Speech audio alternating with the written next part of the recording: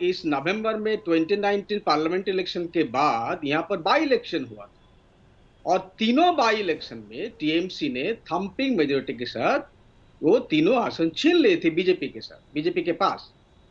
तो आपका मतलब ये हो गया 2019 इलेक्शन अगर ये कोई बेंचमार्क होगा बंगाल के इलेक्शन के ऊपर, तब तो बीजेपी हर राज्य में राज करेगी, सिर्फ 16-17 में क्यों?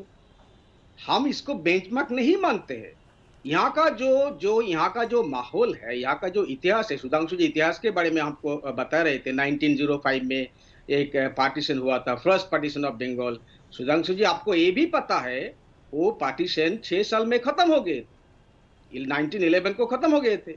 आप अभी बंगाल में आके एक दूसरे तरफ के पार्टीशन आप खड़ा करना चाहते हो, एनआरसी के नाम पे, सीएए के नाम पे, वो आप कामयाब नहीं होंगे।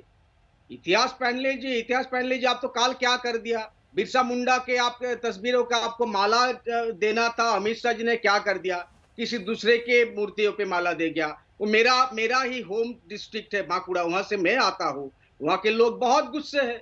आप ये क्या कर दिया सुधांशु जी? इतिहास ठीक से पढ़िए, अगर ना आपको मालूम है हमसे पूछिए, हम बता देंगे कि वहां सबसे ज्यादा पॉपुलर हीरोज कौन है। बिरसा मुंडा है और सिद्धू कानू है, जो अंग्रेजों से लड़ाई लड़े थे 1855 में। आपको ये पता होना चाहिए, आप तो पढ़े लिखे लोग हैं। ये इतना इंसल्ट हम लोगों क्यों करते हैं? जब भी कोई भी जब माला जब देते हो, विद्यासागर की मूर्ति को आप आके तोड़ते हो, उसके बाद बोलते हो कि हम सोने के मूर्ति लगवा देंगे। जनता के साथ रहिए। माइग्रेंट लेबर के साथ क्या किए हो?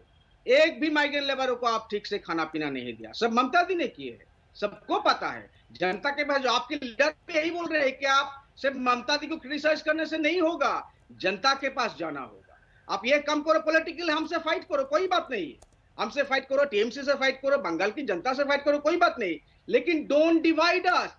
आप दक्षिणेश्वर टेम्पल में जाके गृह मंत्री अमित शाह जी कहते हैं कि यहाँ पर तुष्टीकरण की राजनीति होती है, ये कैसा बात होगी? वो रामकृष्ण परमहंस कभी इस तरह का बात नहीं करते।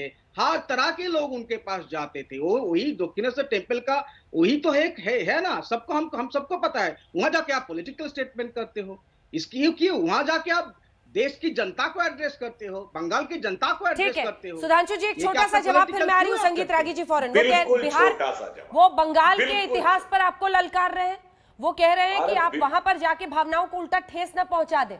जानकारी के अभाव, जानकारी के अभाव इनको बता देता हूं।